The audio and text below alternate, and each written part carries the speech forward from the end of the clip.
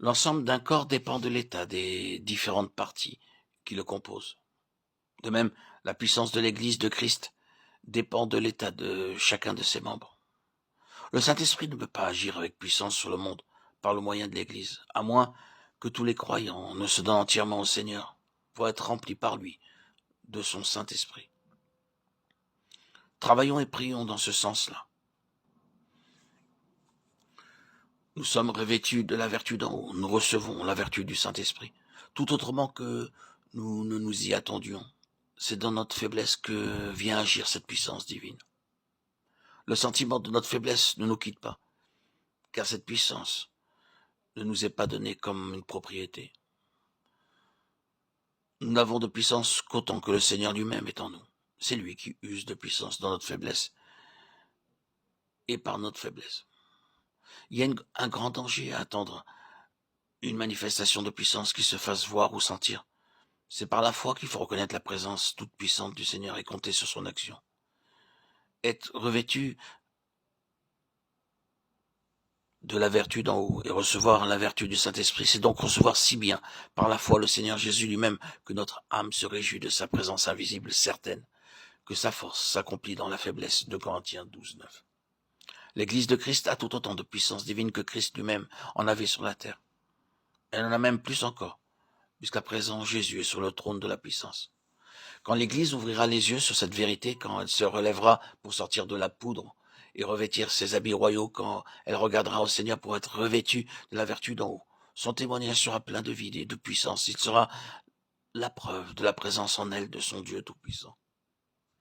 Une puissance douée de volonté et prête à faire passer sa volonté dans la mienne en toutes circonstances. C'est donc à la volonté divine qui règne tout au fond de mon être que je dois me soumettre. Si je l'obéis avec déférence, elle agira par moi et me fera marcher par sa force.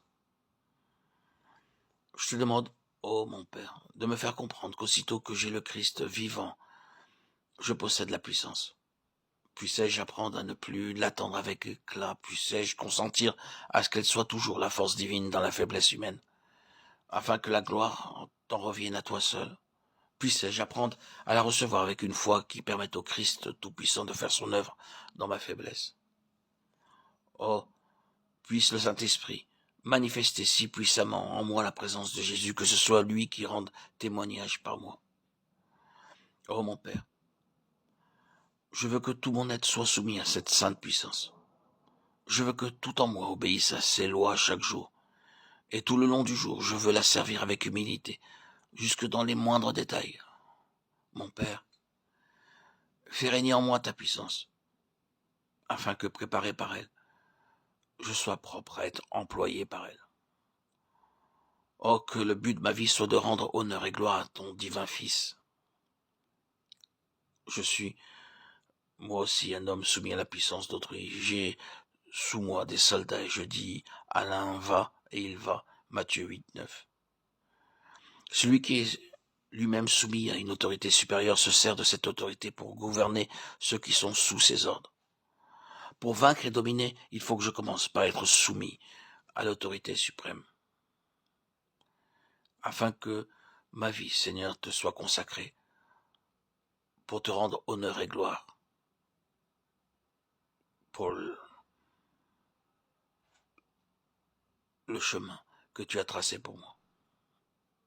Amen. À toi, Seigneur, tout honneur, toute gloire pour les siècles des siècles. Gloire à Dieu au plus haut des cieux et paix sur la terre aux hommes qu'il aime. Alléluia. Amen.